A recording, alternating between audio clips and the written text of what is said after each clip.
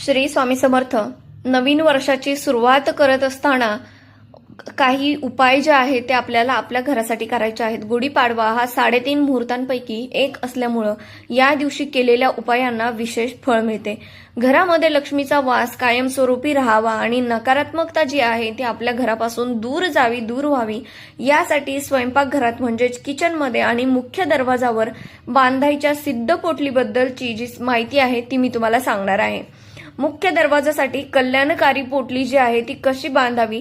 आपल्या घराचा मुख्य दरवाजा हा ऊर्जेचा प्रवेशद्वार असतो. तिथे ही पोटली बांधल्याने घरातील वास्तुदोष दूर होतात आणि अलक्ष्मी घराबाहेरच थांबते आणि लक्ष्मीचं आपल्या घरामध्ये आगमन होते. तर त्यासाठी तुम्हाला कोणत्या गोष्टी लागणार आहेत? लाल किंवा पिवळे सुती कापड घ्यायचंय, लहान तुकडा घ्यायचा आहे, भीमसेनी कापूर घ्यायचाय, त्याच्यात 2 किंवा 3 वड्या किंवा 5 वड्या टाका तुम्ही. दालचिनीचा जो असतो तो तुम्हाला 1 तुकडा घ्यायचा आहे.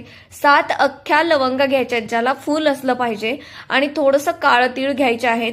पाडव्याच्या दिवशी सकाळी या सर्व वस्तू कपड्यात बांधून त्याला गुंडाळायचं आहे, ठेवून गुंडाळायचं आहे. ही पोटली हातात धरून ओम महालक्ष्मीय नमः किंवा श्री स्वामी समर्थ मंत्राचा 108 वेळा जप करायचा आहे. ही पोटली मुख्य दरवाजाच्या चौकटीला बाहेरून मधोमध किंवा वरच्या बाजूला बांधायची आहे. आता किचनसाठी अन्नपूर्णा समृद्धी पोटली. स्वयंपाकघर हे आरोग्य आणि ऐश्वर्याचं केंद्र आहे. तर इथे ही पोटली ठेवल्यानं घरात अन्नाची कधीच कमतरता भासत नाही. तर त्यासाठी तुम्हाला पिवळे सुती कापड घ्यायचे आहे, त्याच्यामध्ये 5 अख्ख्या सुपाऱ्या ठेवायच्या आहेत, 5 हळकुंड म्हणजे आपल्या हळदीचं जे तुकडं असतात ते ठेवायचे आहेत, 5 कमळगट्टे मिळाल्यास किंवा 5 गोमती चक्र जरी ठेवले तरी सुद्धा चालतात. मुठभर तांदूळ अक्षता म्हणजे आपण न तुटलेले अख्खे तांदूळ असतो ते ठेवायचे आहेत.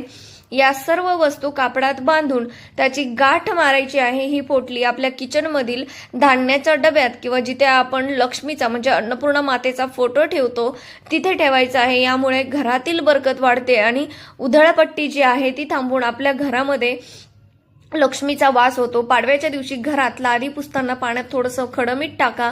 यामुळे घरातील नकारात्मक ऊर्जा आहे ती निघून जाते. मुख्य दरवाजाच्या उंबरट्यावर हळद कुंकवांचे लेपन करून तिथे स्वस्तिक काढा आणि घरात मुख्य दरवाजाला तोरण लावताना त्यात कडुलिंबाची पाने आणि आंब्याची पाने आवर्जून वापरा.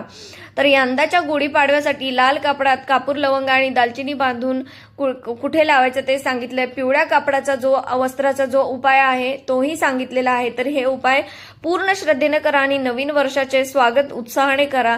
आणि जर ही माहिती आवडली असेल तर नक्की शेअर करा आणि कमेंटमध्ये श्री स्वामी समर्थ लिहायला विसरू नका. श्री स्वामी समर्थ. श्री गुरुदेव दत्त.